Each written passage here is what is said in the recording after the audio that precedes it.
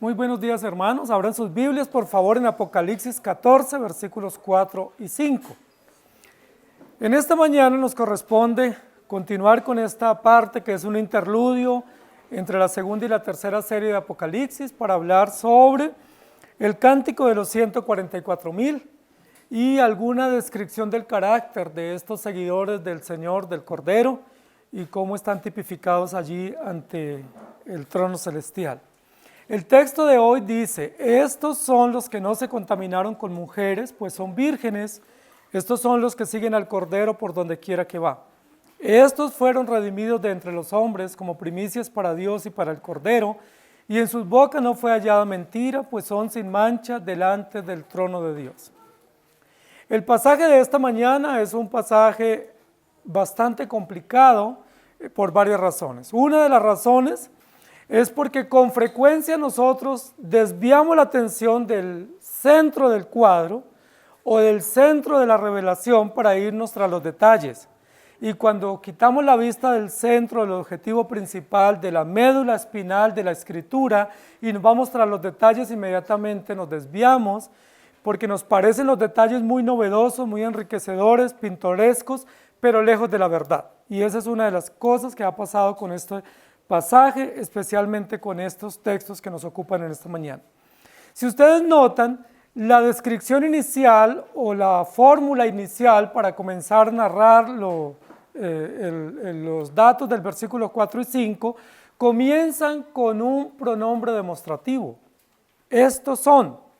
Y ese pronombre demostrativo se va a usar 3 veces en el versículo 4. Estos son, y luego estos son los, y luego estos son los que fueron, o estos fueron, ¿sí? Y eso llamó mucho la atención porque de entrada el texto nos quita la atención en esta multitud o de esta multitud, en estas personas o en este grupo de personas, para centrarnos en aquel que tiene o que es nominado en el texto y en el capítulo y en el libro con un artículo o un pronombre personal definido. El pronombre personal o artículo definido tiene que ver con el Cordero. Ustedes lo pueden mirar en el texto.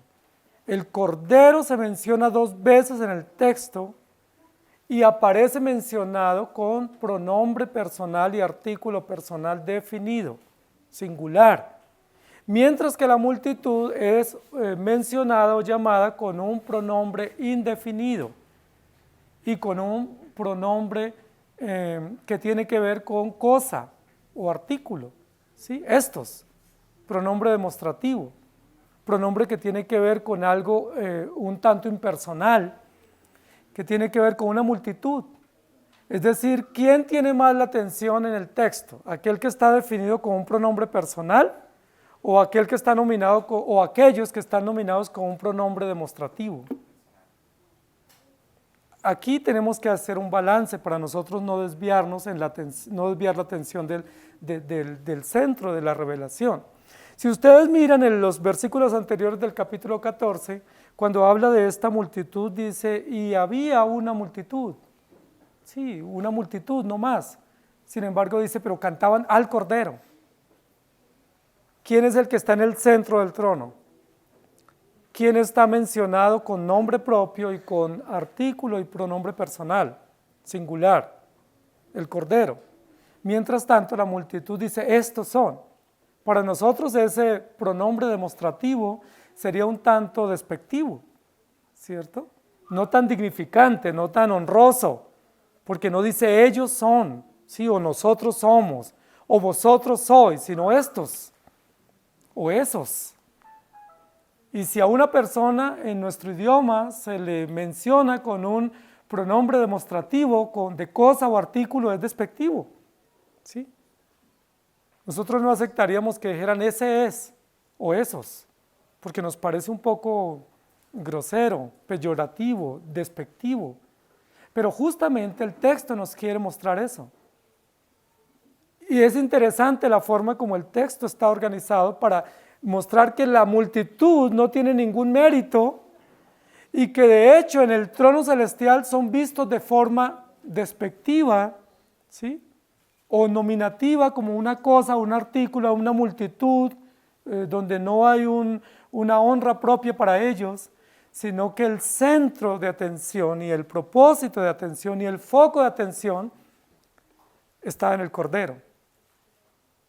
Se presenta aquí en el texto con nombre propio, con mayúscula y precedido de un pronombre personal, tercera persona singular. Y esto es muy importante. Es decir, el versículo 4 y 5 de Apocalipsis 14 no se centra en describir a la multitud o el carácter de la multitud. El versículo 4 y 5 se ocupa de describir el carácter del Cordero, razón por la cual la multitud está. ¿Estos quiénes son y de dónde han salido? ¿Se acuerdan? Capítulo 7. Se pueden devolver un poco en sus Biblias. Capítulo 7, versículo 13. Estos que están vestidos de ropas blancas, ¿quiénes son y de dónde han salido? El mismo artículo y pronombre demostrativo. Estos, ¿quiénes son? Y la respuesta que el Señor le da, versículo 14. Estos son, no ellos son, sino esos o estos son los que han salido de la gran tribulación y han lavado sus ropas en la sangre del Cordero. Usa la misma estructura gramatical. Para el Cordero, artículo definido, personal, y para la multitud, artículo indefinido y pronombre demostrativo. Es decir, ¿quién tiene la dignidad? En el cuadro, en esa figura gramatical, en ese cuadro pintoresco de la redención, ¿quién tiene el honor y la dignidad? El Cordero, autor y consumador de la fe. ¿Y quiénes son los beneficiarios que de manera despectiva, solo por gracia y por misericordia, son beneficiados para estar delante del trono? La multitud, estos o esos. Y el texto tiene una intencionalidad. Y la intencionalidad, como siempre, de toda la Escritura es humillar al beneficiario y exaltar al benefactor. Es decir, mostrarnos que nosotros no tenemos mérito para estar allí y que el mérito obedece al autor y consumador, en este caso, al Cordero que está en el trono y que está en pie ante el trono. Cuando uno comienza el capítulo 14, dice, después miré y he aquí el Cordero, no ese Cordero o un Cordero, o he aquí Cordero, no, él, el Hijo de Dios, él, pronombre personal, definido, singular, y con él 144,000 que tenían el nombre de él y el de su padre escrito en la frente. Y oí una voz y luego dice, cantaban un cántico nuevo y solo los que fueron redimidos de entre la tierra pueden cantar y entender el cántico. Y versículo 4, estos son los que no se contaminaron. En tal sentido, el propósito de nuestro estudio en esta mañana no es hablar de los redimidos, no es hablar del carácter o los distintivos propios de los redimidos o de los santos que les hace acreedores a estar delante del trono. Vamos a hablar del Cordero.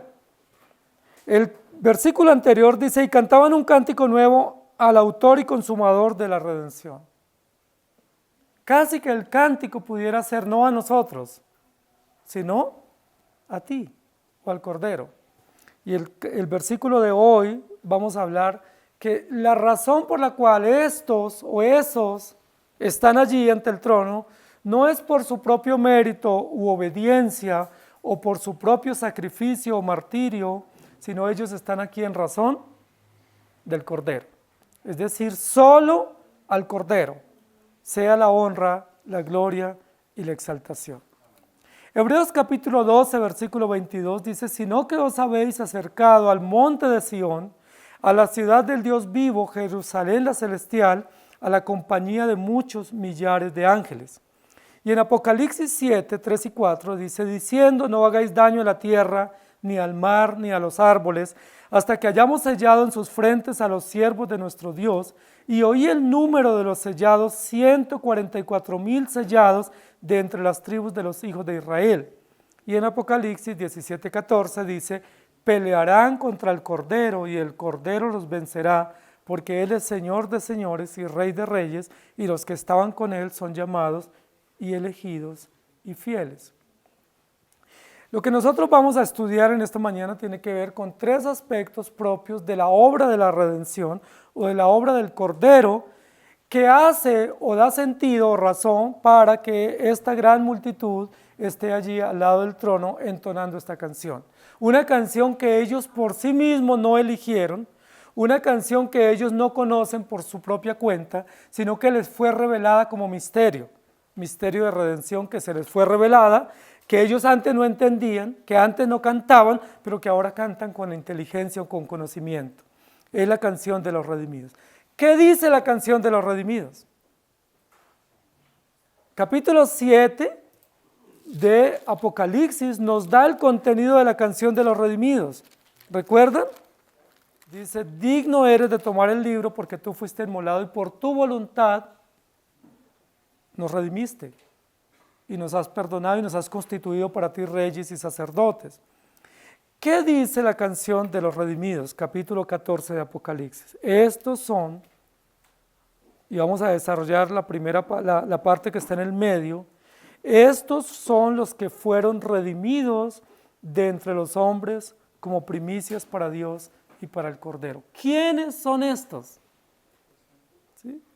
Y llama mucho la atención la organización del texto, porque contrario a lo que el texto dice, hoy se ha puesto de moda, ustedes no saben quién soy yo. Y esa es la moda hoy. Ustedes no saben quién soy yo, es decir, tengo dignidad, usted no me conoce, usted no sabe con quién se está topando, usted no sabe con quién se encontró, es decir, merezco respeto, tengo un portafolio de lo que indica quién soy yo, y usted no sabe, no tiene ni idea. Sin embargo, el texto está construido en un sentido distinto. No es ustedes no saben quién soy yo, sino estos quiénes son. O este quién es.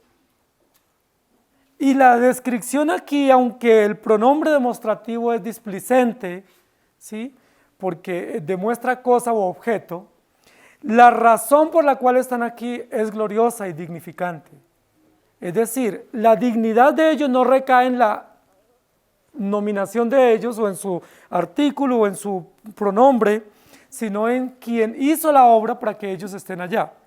Por eso el versículo 4 dice, ¿estos quiénes son? ¿Y qué responde? Estos fueron redimidos de entre los hombres como primicias. Estos fueron redimidos. Y eso ya nos da una noción a nosotros supremamente importante, porque el texto está diciendo que estos ¿quiénes son? Pues son como cualquiera, como cualquier hombre de la tierra. Sin embargo, estos que son comunes a toda la humanidad pecadora y depravada y sin ningún tipo de dignidad, fueron redimidos o comprados o se pagó un precio por ellos de entre los hombres. Y llama mucho la atención que el texto nos ponga en la misma categoría de toda la humanidad. El texto no dice, aquí habla de unos que están con una dignidad suprema y los otros que siguen siendo sin dignidad. Dice, no, estos son comunes a todos, están entre todos, pertenecen a toda la humanidad o a todo el género humano, pero hay una cosa que los distingue o un hecho histórico que los distingue, que se constituye en un hecho jurídico, en un hecho supremamente diciente en esta historia, y es, ellos fueron redimidos. Redimidos. Es decir, ¿en qué recae la diferencia de esta multitud al resto de los hombres? En que fueron redimidos, es decir, que alguien pagó un precio, que alguien, no por voluntad de ellos, ni por súplica de ellos, sino por voluntad suprema del Redentor, pagó un precio. ¿Sí? Redención es una de las palabras extraordinarias en la Escritura, de las más contundentes en toda la Escritura y posiblemente de las palabras que menos conocemos, porque las mencionamos pero no sabemos qué significa redención. Redención tiene una connotación de pagar, ¿cierto? De pagar un precio. Y hay varios términos en la Biblia con los cuales pudiéramos comparar o pudiéramos mencionar el término redención. Pero un término muy especial para redención o una forma de explicar redención tendría que ser con pago. ¿Sí? Redimir es pagar, redimir es comprar. ¿Sí? ¿Comprar y pagar qué? Normalmente cuando nosotros pagamos por algo, es porque nos interesa eso algo que queremos comprar. Es decir, vemos un beneficio o un mérito en ese producto de tal manera que lo queremos adquirir para nuestro bien. Pero en el caso de la redención, pues Dios no tiene ninguna necesidad en comprar algo que le haga falta, o que le beneficie, o que le traiga algún provecho. ¿Sí? No es como nosotros cuando vamos al centro comercial y decimos, yo quiero comprar eso, y pagamos el precio. En el caso del Señor Jesús, Él no dijo, esto lo necesito, o lo quiero, o me hace bien, o me es útil, lo voy a comprar para mí, como si fuera una transacción de utilidad, de provecho para Él. Lo que está diciendo aquí el término redención es que Él pagó un precio por algo que no tenía ningún valor,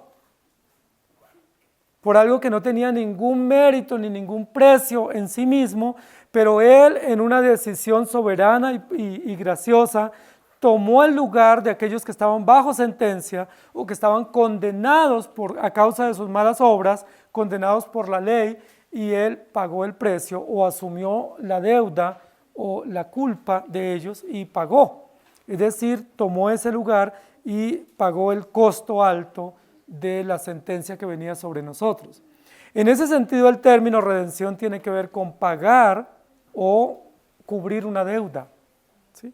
No pagar para adquirir un producto, sino pagar para cubrir una deuda o para saldar una deuda impagable de parte de nosotros. Entonces aquí comienza a recobrar sentido el pronombre demostrativo, porque aquellos que estaban destituidos y que estaban bajo sentencia, viles y menospreciados, no eran vistos por la sociedad ni eran vistos por Dios como objetos dignos en sí, sino como cosas o objetos que no tenían ningún valor y por lo tanto estaban destituidos de la gloria de Dios. Y lo otro interesante aquí es porque si decimos que había utilidad en estos seres o en esta multitud o en estas personas, pues estaríamos atribuyéndole algún mérito a ellos que daría como razón lógica para que fuesen comprados o para que fuesen adquiridos. Pero estamos diciendo, y lo dice la Escritura aquí en su estructura, que no hay mérito en ellos. Entonces lo primero que podemos usar como argumento para explicar el tema de la redención es pagar el precio o pagar una deuda o cubrir una deuda. La palabra redención también se puede entender como lo dice en el libro de Ruth, un pariente cercano. Es decir, alguien que aboga por los derechos de alguien, especialmente en cuanto a beneficio para poder vivir con dignidad en cuanto a sus bienes. El Goel es uno de los términos que nos sirve acá, que viene del hebreo para decir del pariente redentor. Goel es el pariente cercano, o el pariente redentor, o aquel que se pone como al lado de, como un benefactor para suplir, para ayudar, para auxiliar, para socorrer, para rescatar a aquel que está desvalido o que está desprotegido o que no tiene quien lo defienda. ¿Sí? Algo así, el Goel en esa figura jurídica sería como un abogado de oficio. ¿Sí? No tengo quien me defienda, estoy a la deriva, no sé qué hacer, pero el mismo Estado le provee un defensor o un abogado o alguien que lo pueda auxiliar. Yo no lo conozco, no sé quién es, pero tengo una provisión de alguien que se ponga a mi favor, que estudie mi caso y que abogue para que mis bienes y mi vida puedan recuperarse y pueda ser restituido. Esa es una idea también de redimir. Y otra palabra en la Biblia, en el hebreo, que nos puede servir para redimir o para redentor, tiene que ver con un tramitador o con un pagador. Es decir, alguien que tramita algo ante alguien. Es decir, alguien que asume la labor de tramitar o de hacer una función de buscar los recursos para pagar. ¿Sí? Es importante esas figuras en la Biblia porque nos está hablando de que se necesita un rescate, pero quien está bajo la condena no puede tramitar. No tiene la condición de tramitar, no tiene la condición de buscar los recursos, no tiene la condición de defenderse, no tiene la condición de suplir y satisfacer las demandas de la ley frente a su condena. Necesita a alguien externo, en este caso superior, supremo, en este caso nuestro Señor Jesucristo, el Cordero. El cordero es mediador, cordero pagador, cordero tramitador, aquel que tramita el pago y suple y satisface y paga toda la deuda, de tal manera que los beneficiados sean llamados redimidos. El texto aquí dice, estos son los que fueron redimidos. Y redimidos es un adjetivo calificativo para referirse a estos que están siendo descritos con este pronombre demostrativo. Es decir, estos, pronombre de cosa u objeto, fueron redimidos. Es decir, la dignidad no recae en ellos, sino recae en la acción que se hizo a favor de ellos por parte del Cordero. Estos, siendo como cosas o objetos, o estando en un mercado común de pecadores, fueron redimidos o hallaron gracia de parte del Redentor, a tal punto que el Redentor tramitó el pago, o pagó la deuda, o cubrió la deuda, cubrió la culpa, y los declaró redimidos, no redentores. ¿Sí? Es importante esto porque dice, estos fueron redimidos de entre los hombres como primicias para Dios y para el Cordero. Nuevamente la mención que hace el texto es, ellos no tienen dignidad, ellos no eligieron redimirse siendo pecadores, pero Dios determinó redimirlos, pagó el precio, hizo el trámite, cumplió toda la figura de recuperación de los bienes, de pago y restitución, de tal manera que ellos fueron declarados o beneficiados con la redención, y ahora ellos ostentan un título o un adjetivo que los beneficia o los califica. Ese adjetivo no habla de la dignidad de ellos, ese adjetivo califica al Redentor y los beneficia a ellos. En tal sentido ellos son redimidos, pero luego dice, ¿para quiénes fueron redimidos? ¿Para quiénes? No para sí mismos. Fueron redimidos para Dios y para el Cordero. Y el texto va a usar una figura extraordinariamente hermosa en el libro de Apocalipsis, y es, fueron redimidos de entre los hombres como primicias. ¿Recuerdan las primicias? La Biblia habla en varios sentidos de las primicias, pero posiblemente uno de los temas que más nos llama la atención y que conocemos de las primicias tenía que ver con las cosechas. En el pueblo hebreo, Dios estipuló en su ley que el primer producto de la cosecha debía ser entregado en el templo para los sacerdotes y los levitas, y debía ser traído como una ofrenda. Es decir, apenas venía la cosecha del trigo, la cebada, la uva o las aceitunas o del ganado, el primer producto o la primera porción de esa cosecha debía traerse al templo y debía entregarse como una ofrenda o como un tributo en el templo. Y eso es muy importante, porque lo que estaba diciendo es, en términos prácticos, esta cosecha le pertenece a Dios. Dios es el que nos dio esta cosecha y nosotros estamos devolviendo o trayendo o consagrando esta cosecha o este fruto de la tierra a Dios, que es nuestro proveedor. Esto sería hoy, en términos actuales, como que si usted consigue un trabajo, el primer salario de ese trabajo usted lo ofrezca a Dios. Y usted diga, este trabajo Dios me lo proveyó, ese trabajo le pertenece a Dios y yo estoy muy agradecido, y en una acción de gratitud, de gozo y de ofrenda, yo voy a ponerlo a los pies del Señor. Hoy en día nos costaría mucho hacer eso, ¿cierto? Porque nosotros pensamos que ese salario es nuestro y nos pertenece, y de hecho ya estamos sobregirados antes de recibir el salario. Pero esta era la idea de las primicias. Pero la idea de las primicias y la ley de las primicias que Dios estableció en la ley levítica viene un poco más antes. No sé si ustedes recuerdan cuando el pueblo estaba en Egipto. Cuando estaba en Egipto y comenzaron a venir las plagas para devastar al imperio egipcio, la 10ª plaga, ¿se acuerdan cuál fue? La muerte de los primogénitos. Esa fue la 10ª plaga. El imperio estaba devastado y Faraón se resistía a dejar ir al pueblo. Una noción de redención. Se resistía a dejarlos libres para que se fueran en búsqueda de la tierra prometida. Y Dios dijo, mañana en la casa de todos los egipcios el hijo mayor primero morirá.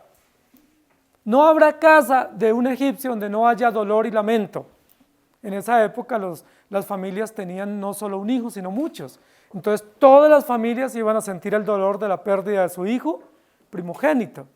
Pero Dios le ordenó simultáneamente a los hebreos: cada familia hebrea tome un cordero, mate el cordero, tome la sangre y con la sangre pinten la entrada de la casa, el poste de la entrada de la casa o el dintel de la puerta de acceso a la casa o la puerta principal del frente de la casa, píntenlo con sangre, pongan la señal de la sangre y luego ese cordero prepárenlo, hácenlo y prepárense para comérselo a medianoche.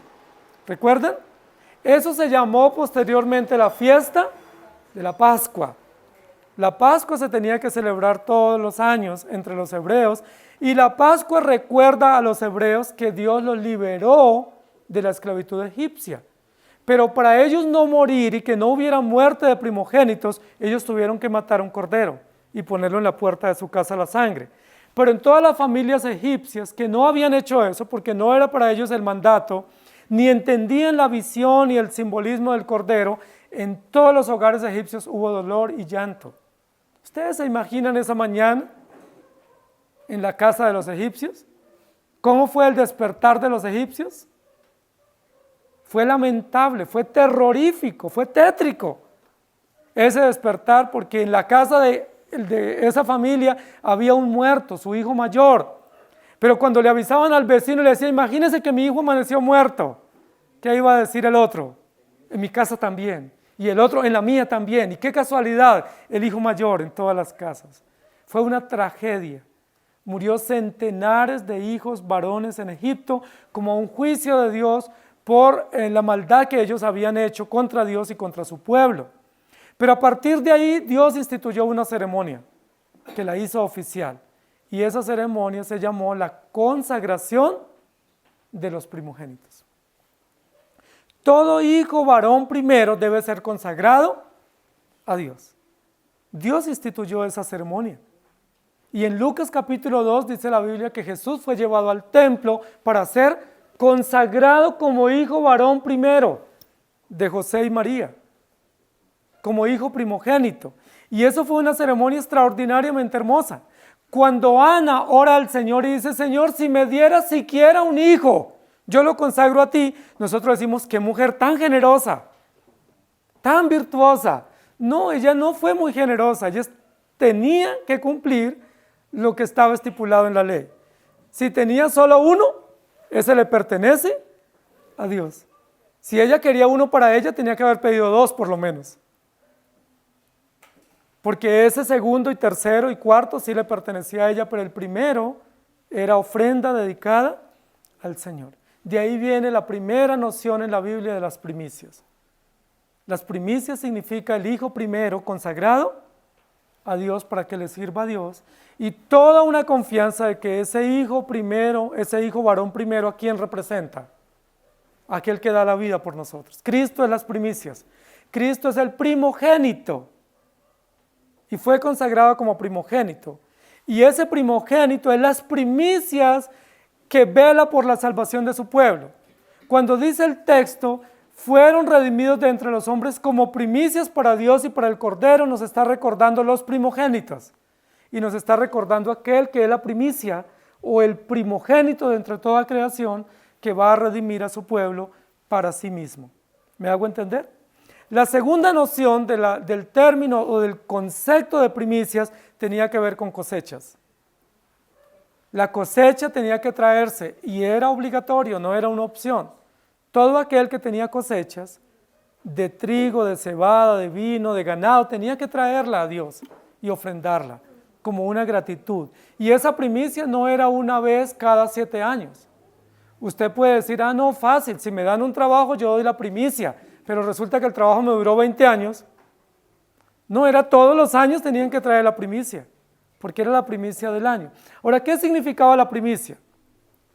Las primicias de las cosechas o del ganado significaba, primero, que la cosecha estaba madura, que ya había madurado la cosecha y ya se podía comenzar a recoger. Entonces, lo primero que se recogía se traía al templo como un testimonio de que la cosecha está madura. Y si la cosecha está madura, ¿qué se debe hacer? recogerla. Recogemos la cosecha y nos beneficiamos porque ya está el fruto maduro. ¿Cuál es el testimonio, la evidencia de que la cosecha está madura? De que se trajo la primera porción al templo o al tabernáculo. Esa es la verdadera noción de las primicias. La cosecha que Dios nos dio está madura y se puede recoger. La Biblia dice acá que estos hombres son las primicias. Es decir, testifican de ¿qué? De que la cosecha está lista para ser recogida y ya se recogió la primicia, es decir, lo primero, y eso primero ¿a quién le pertenece? A Dios. Y eso primero tiene que ver con los santos o los redimidos o los creyentes. ¿Qué más significaba la primicia? La primicia significaba lo selecto. No solo lo primero, no solo el fruto maduro, sino lo selecto. Es decir, esto se ha seleccionado dentro de todo el cultivo o entre todo el corral del ganado, se ha seleccionado esto para presentarlo como una primicia o como un fruto primero para Dios. ¿No es eso interesante? Porque nos muestra la cosecha madura, nos muestra la gratitud del fruto primero, pero también lo selecto del fruto. ¿Qué es lo que está diciendo el Señor aquí? ¿Estos quiénes son? Estos son los que ya maduraron y son el fruto listo para ser recogido, es decir, la siega está lista, la cosecha está lista y el cordero está recogiendo la cosecha. Y esa cosecha le pertenece a Dios. Es la cosecha selecta, el fruto selecto. Lo demás se quemará y se hollará. Lo demás será atado en manojos para echarse al fuego. Pero esto que se recogió, o este fruto primero, o este fruto maduro o selecto, le pertenece al Señor. Y no tendrá un fin nefasto, sino un fin glorioso.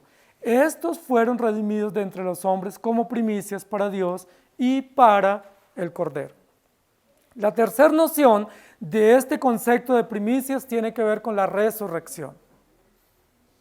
Primera de Corintios 15 dice la Biblia que Jesucristo es las primicias de la resurrección. Es decir, todos morimos, todos han muerto, pero solo uno ha resucitado. ¿Quién es el único que resucitó? ¿Quién es el primero que resucitó? ¿Quién es el que venció la muerte y no se quedó en la tumba? El Cordero. Jesucristo, el Hijo de Dios, Cordero inmolado, primicias de la resurrección.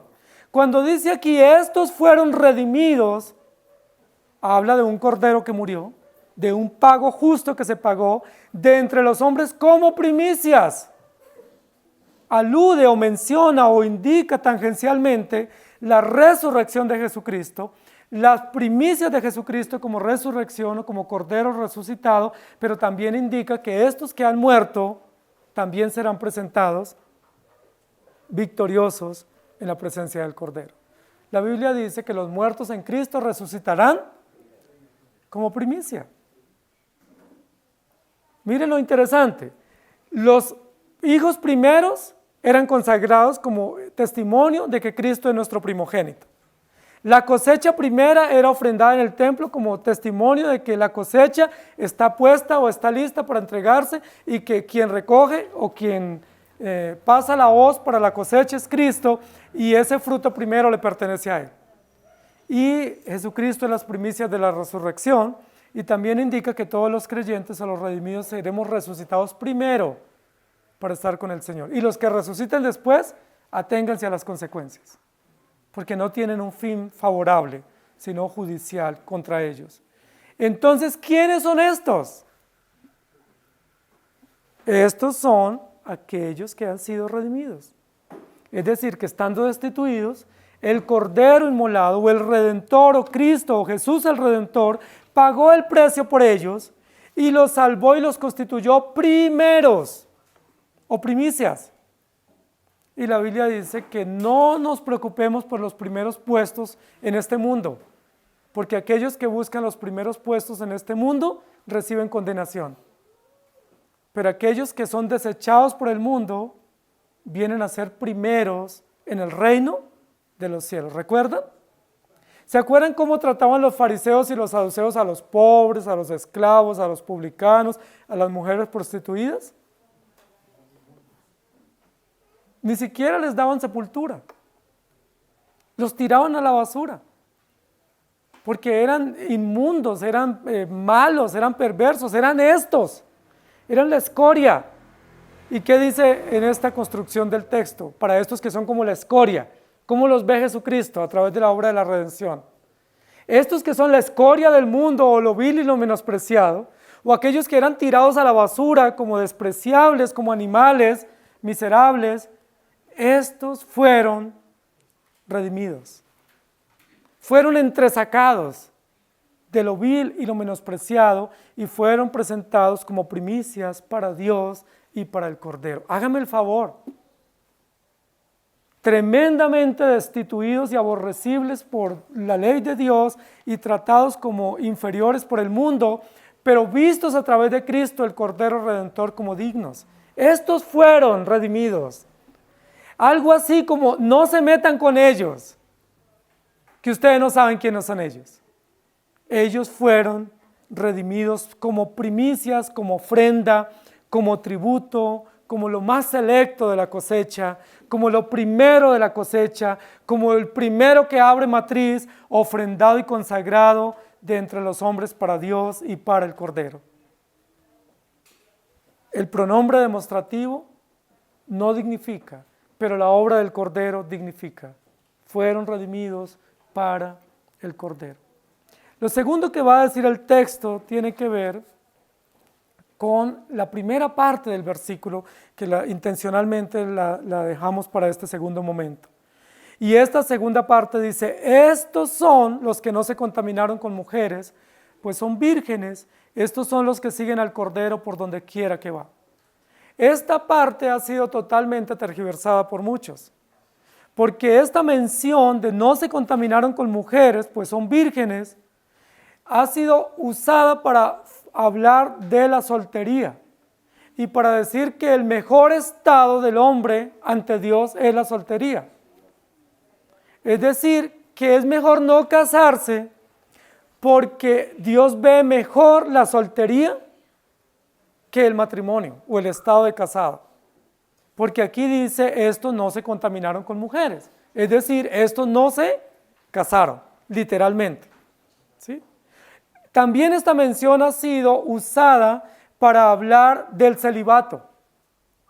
Es decir, aquellos que se dedican a servir a Dios, mejor quédense célibes, porque es más honroso el celibato que el matrimonio. Y si usted es un siervo, un ministro, si usted quiere dedicarse por entero a la obra de Dios, pues mejor renuncie a su vida matrimonial o a su vida sexual y dedíquese a una vida célibe o a una vida sin matrimonio o sin hogar, porque esto tiene una mención o una noción o un alto valor ante los ojos de Dios, porque aquí dice que los que están en el trono son los que no se contaminaron con mujeres y son vírgenes. Lo otro que se ha usado para este texto es para decir que la virginidad física o biológica o sexual tiene más reputación moral ante los ojos de Dios que otro estado. Es decir, se pone la virginidad sexual en una alta estima y se condena a otra realidad sexual que por situaciones propias del pecado pudiera tener una persona. Y otros han usado este texto para decir que quien contamina al hombre es la mujer. Es decir, el hombre es puro hasta que se meta con una mujer. Porque aquí dice, estos no se contaminan hasta que se relacionan o se encuentran o se casan con una mujer. Es decir, ¿quién tiene la culpa de la contaminación? La mujer. Y esto es un texto que se ha usado para hablar mal de la mujer, para despreciarla y decir pues que ella es la que contamina, la que ensucia, la que daña la pureza moral del hombre y que mejor el hombre no casarse para estar puro, porque la mujer es un peligro para el hombre. Pero todo eso que he dicho en esta parte no tiene nada que ver con lo que el texto está diciendo. Así que no se afanen, ¿sí? Si usted está casado, no se afane, porque usted puede calificar en este grupo, ¿sí? Si usted no es virgen, tampoco se afane, porque también califica en este grupo. O si usted tiene mujer o es mujer, tampoco se preocupe, porque no vamos a hablar mal de la mujer, ni mal del sexo, ni mal de la virginidad, ni mal de la soltería, ni mal del matrimonio, porque no es el enfoque del texto ni de la escritura. La Biblia habla bien del matrimonio. La Biblia dice que es honroso el matrimonio. La Biblia habla bien de los hijos.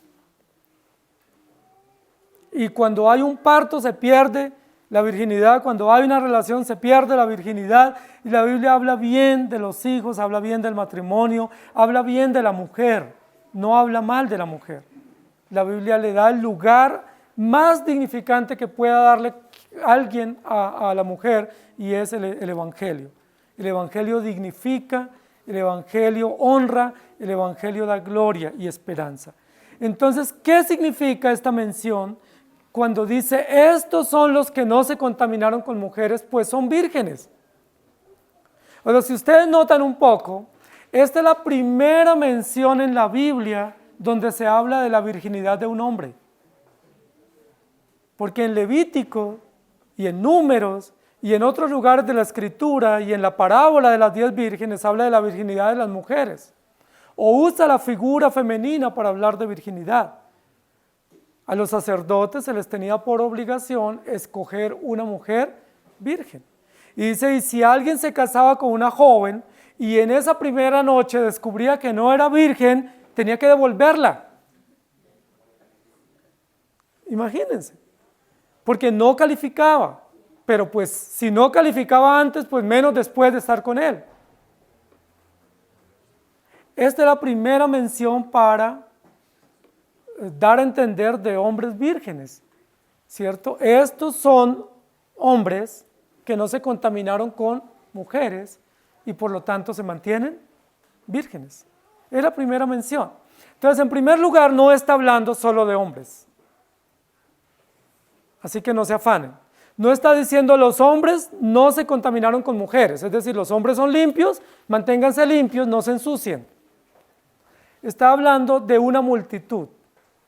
Y recuerden que si nosotros queremos ser justos, esta multitud es descrita en el capítulo 7 de Apocalipsis.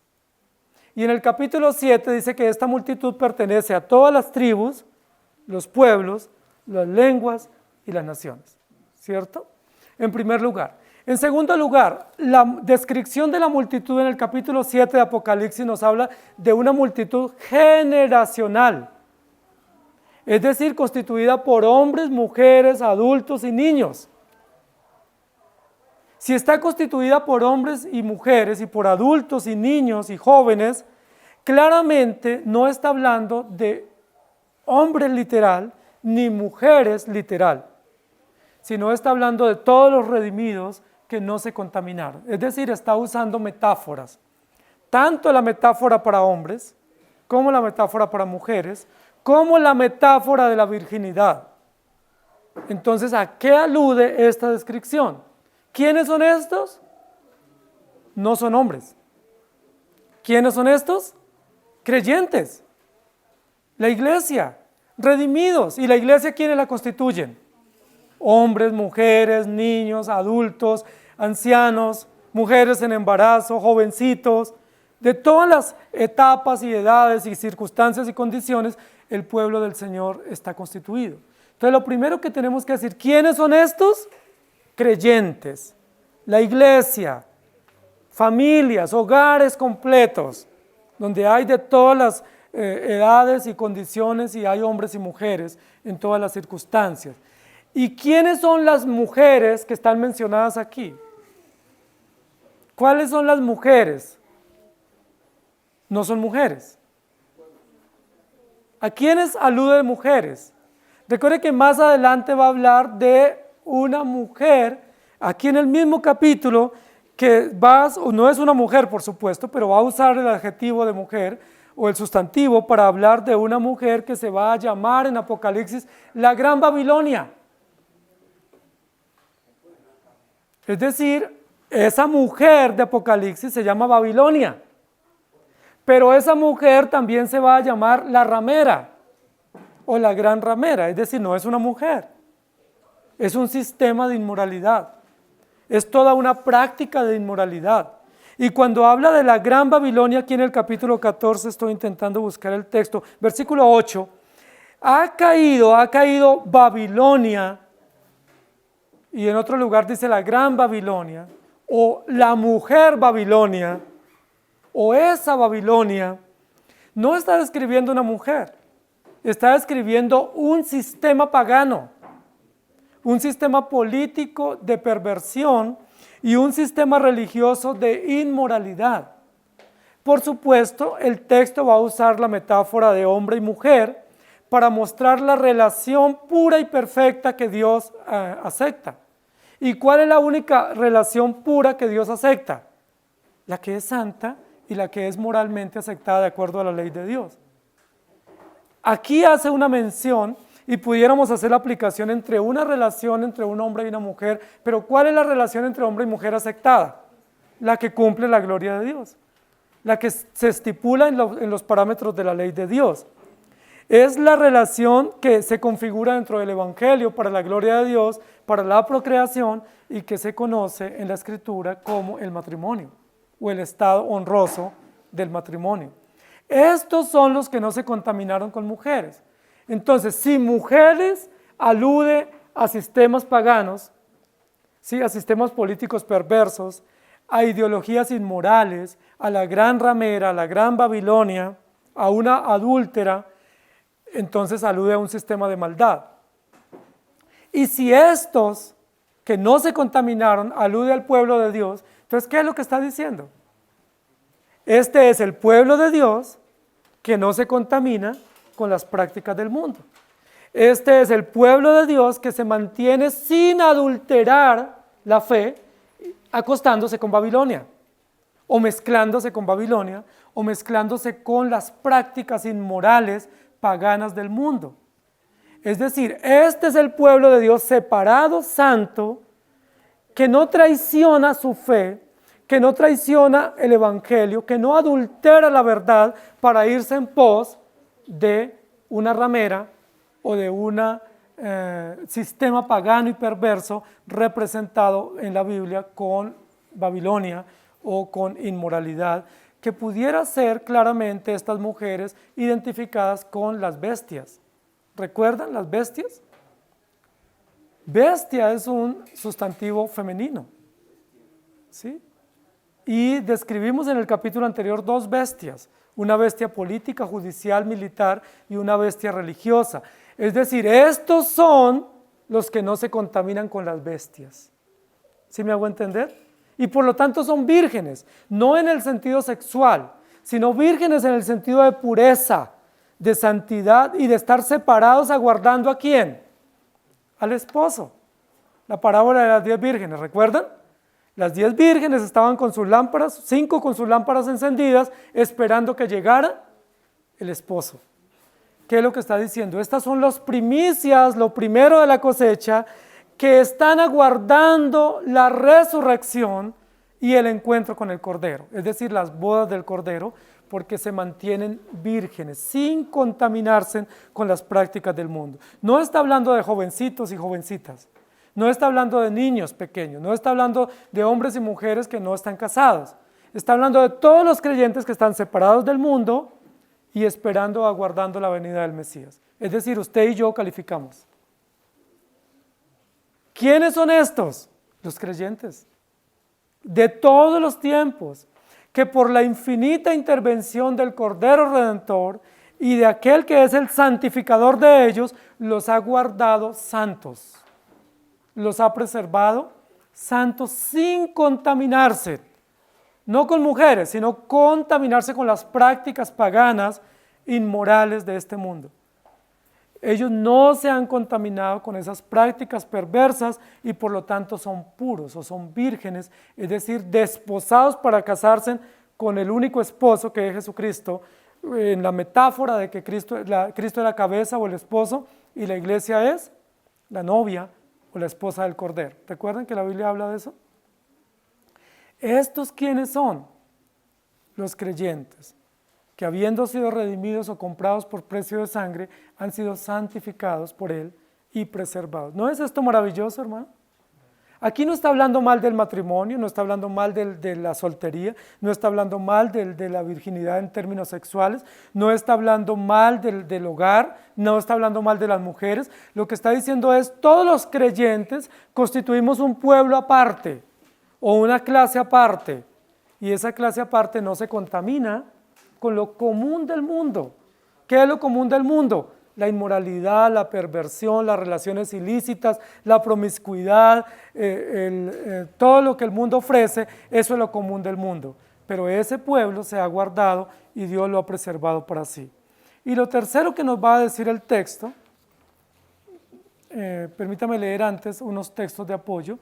Segunda de Corintios 11:2 dice, porque os celo con celo de Dios, pues os he desposado con un solo esposo para presentaros como una virgen pura a Cristo. ¿Esa virgen quién es? La iglesia, los creyentes. Y luego Apocalipsis 21:8 dice, pero los cobardes e incrédulos, los abominables y homicidas, los fornicarios y hechiceros, los idólatras y todos los mentirosos tendrán parte en el lago de fuego que arde con fuego, en el lago que arde con fuego y azufre, que es la muerte segunda. Y luego en Efesios 5:27 dice, a fin de presentársela a sí misma una iglesia gloriosa que no tuviese mancha ni arruga, ni cosa semejante, sino que fuese santa y sin mancha. Y el texto termina diciendo, y en sus bocas no fue hallada mentira, pues son sin mancha delante del trono de Dios. El texto termina hablando de lo que ellos al final del día van a confesar con su boca y de lo que fue hallado en ellos. Dice, no fue hallada mentira porque son sin mancha delante del trono de Dios. Algo muy importante que vamos a encontrar aquí en esta mención de esta multitud, que el centro es el Cordero y lo que ha hecho. Primero los redimió, segundo los ha santificado y tercero los va a preservar.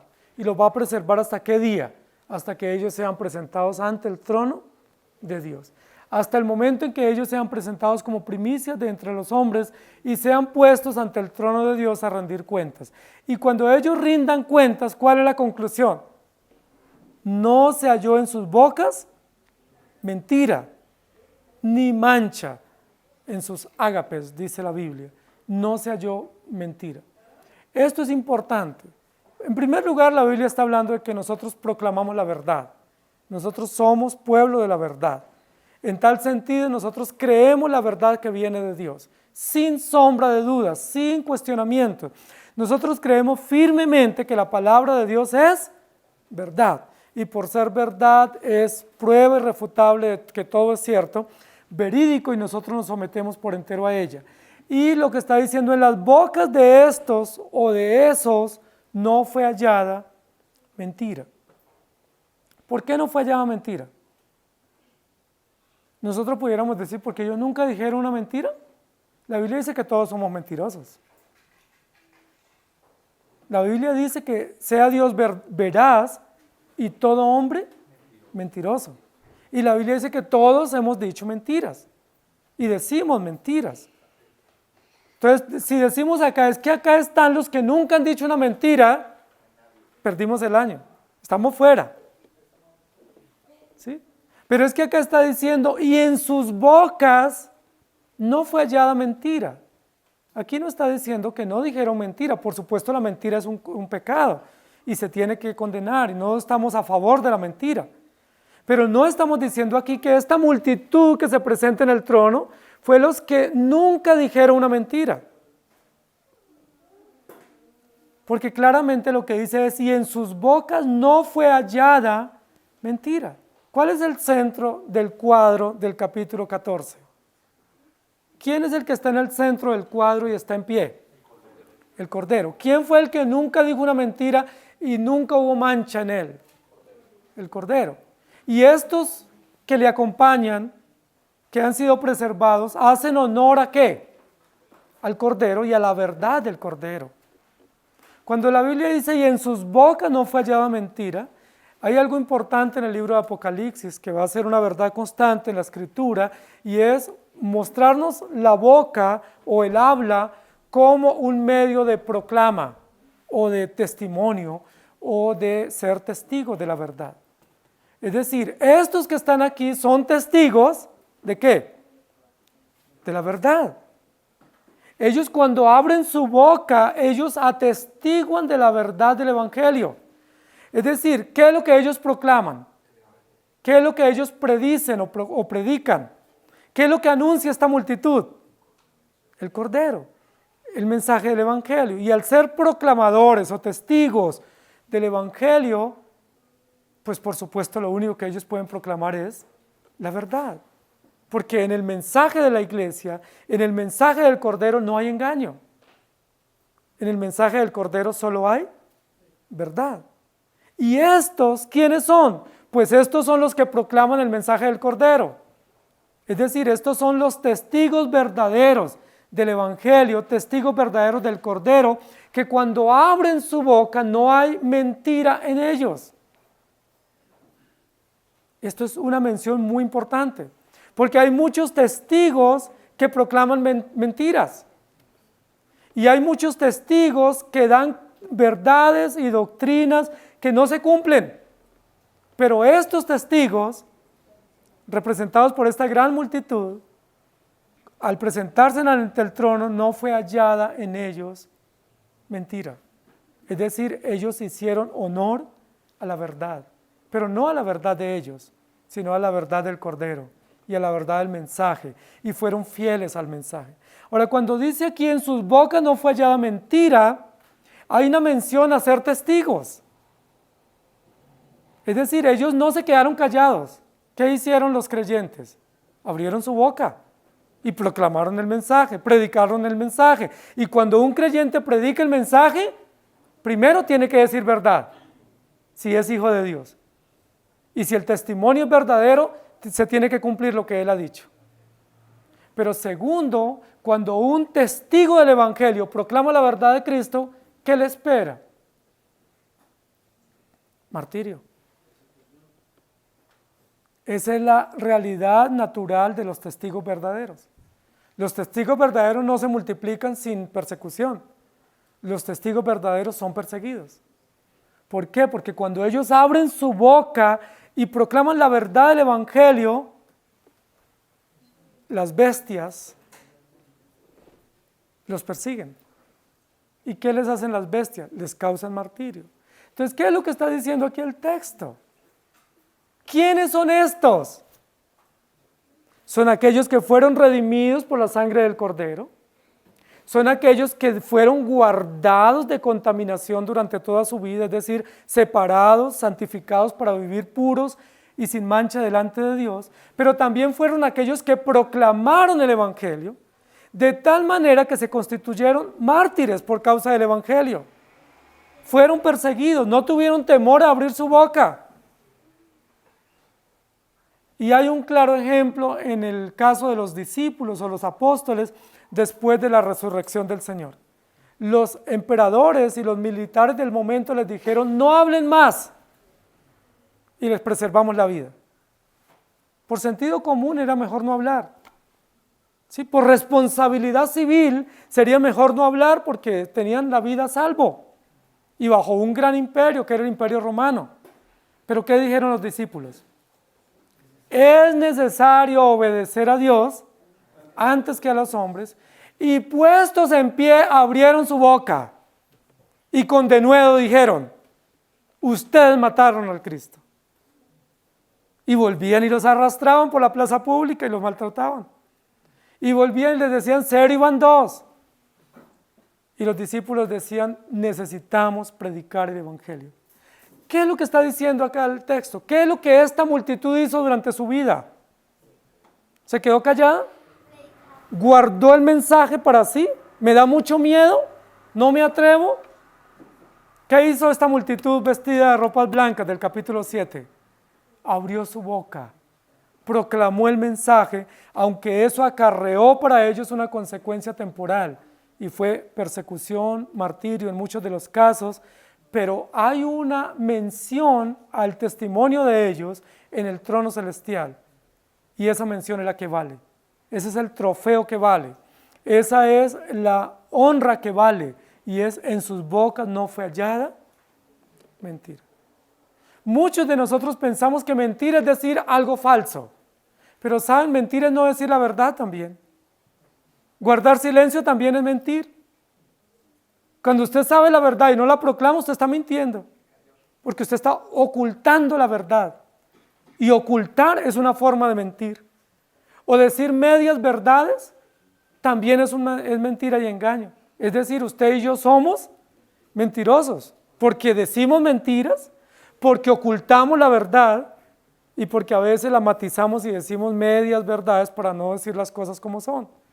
Pero aquí lo que está diciendo es: el testigo de Cristo no puede hacer eso, porque el testigo de Cristo no puede ocultar la verdad. Si la oculta, las bestias no lo persiguen. Pero ¿cuál va a ser la mención en el trono? Malditos al fuego eterno, mentirosos, engañadores. Pero aquellos que no le temen a las bestias y abren su boca, aunque aquí sean perseguidos, en el día del juicio la mención será: en sus bocas no se halló mentira. Es decir, se atrevieron. ¿A qué? A proclamar la verdad. Hermanos queridos, nosotros estamos ante una realidad donde tenemos que abrir nuestros labios y proclamar la verdad. Y no nos debe dar temor. Y si nos da temor, entonces no podemos estar en esta multitud. Si usted es de los cobardes que le da temor predicar y hablar de Cristo y presentarse como distinto, usted no debe estar en esta multitud. Usted debiera estar en el patio, porque en el patio están los enemigos del Evangelio. En el patio están los que oyen la verdad y la pisotean y la menosprecian. Pero en el templo, en el lugar santo, en el tabernáculo, en Sion, están aquellos que no les da temor proclamar la verdad con sus hechos, proclamarla con sus labios, y no les da temor las consecuencias temporales, porque saben que tienen que hacer honor a la verdad y que un día serán presentados ante el trono de Dios. ¿Quiénes son estos? ¿Quiénes son estos? El versículo 3 es glorioso, una canción nueva, y uno se eleva, ¿cierto? Y levita. Pero la mención del versículo 4 y 5 no es tan gloriosa para nosotros, porque nos muestra realidades de pecado, realidades de contaminación y realidades de temor. Pero en medio de todas ellas la gloria sea para el Cordero, porque Él funge en el texto como el verdadero Redentor. Él funge en el texto como el verdadero santificador, que nos separó del mundo para vivir para Él, y se presenta en el texto como el preservador, que nos ha constituido siervos de Él, que proclamamos la verdad. Hermanos queridos, es hora de hablar y no de callar. Y es interesante, la Biblia dice: si nosotros no hablamos, ¿quiénes hablan? Y hay muchas piedras hablando. Hay muchas piedras hablando aún en el Congreso, en los medios de comunicación. Nos amordazan a nosotros para que no hablemos, para ellos tener todo el discurso, para ellos tener toda la banda ancha. No, hermanos queridos, nosotros tenemos que hablar. Acá dice: en sus labios no fue hallada mentira, no dice en sus corazones. No dice no fue hallada mentira en su corazón, en su mente, en su conciencia. No, no fue hallada mentira en sus labios. Es decir, ellos dijeron la verdad. Ellos proclamaron el mensaje. Ellos se atrevieron a ser testigos. ¿Se acuerdan el capítulo 10 de Apocalipsis y el capítulo 11, los dos testigos? ¿Por qué fueron muertos? Porque testificaron. Y dice que se halló dos características en ellos: fieles y verdaderos. Y esas dos características, ¿a quién pertenecen? Al Cordero vencedor. Esas dos características pertenecen al mensaje. Ustedes y yo no somos ni fieles ni verdaderos, pero como hemos sido redimidos, se nos ha encargado un mensaje, y ese mensaje que proclamamos es fiel y verdadero, y no podemos ser indiferentes ni inferiores a ese mensaje que se nos ha encomendado. ¿Quiénes son estos? Pues ustedes y yo somos. Ustedes y yo, que hemos sido sacados de entre toda una multitud, un mercado pecaminoso, un lodo cenagoso, pero pasados por el valle de la aflicción, y ahora en el capítulo 14 presentados en el monte Sión, del pozo cenagoso al valle y luego al monte de la victoria, del triunfo. ¿Quiénes son estos? Aquellos cuyo Redentor es Cristo, aquellos cuyo santificador es Cristo y su palabra, y aquellos quienes han sido preservados para ser presentados ante el trono como una ofrenda victoriosa y selecta, como una primicia para Dios, como un tributo. Solo el Cordero la gloria. Amado Señor, gracias por darnos la oportunidad de estudiar tu palabra y recordarnos hoy que no tenemos ningún mérito, pero que tú estás con nosotros. En un mercado común de pecado, de maldad, de engaño, de perversión, pero rodeados por tu gracia, cubiertos por tu justicia, alcanzados por tu benevolencia, de tal manera que somos llamados aquí, somos vistos como redimidos, como santos y como preservados, como siervos victoriosos. Gracias por darnos el privilegio de recordar que siendo pecadores, tú moriste por nosotros. Y gracias por ayudarnos a entender que la contaminación es la que viene de nuestro propio corazón, de la cual tú nos estás librando y también nos has sellado para que nosotros sepamos que pertenecemos a ti y no al mundo. Y no hagamos transacciones con el mundo, negocios con el mundo, no nos amangualemos con el mundo, sino que vivamos para ti como un pueblo distinto y que en medio de este mundo proclamemos el mensaje de la verdad, el mensaje fiel y verdadero, los testigos que te pertenecen a ti, aquellos que dan testimonio real de Jesucristo, verdadero Dios, verdadero hombre, Cordero inmolado, a favor de tu pueblo, para tu gloria. Te damos gracias por enseñarnos tu palabra y por darnos el privilegio hoy de ser llamados pecadores redimidos en manos de un Dios justo y verdadero. Gracias te damos en Cristo Jesús. Amén. Señor les bendiga, hermanos.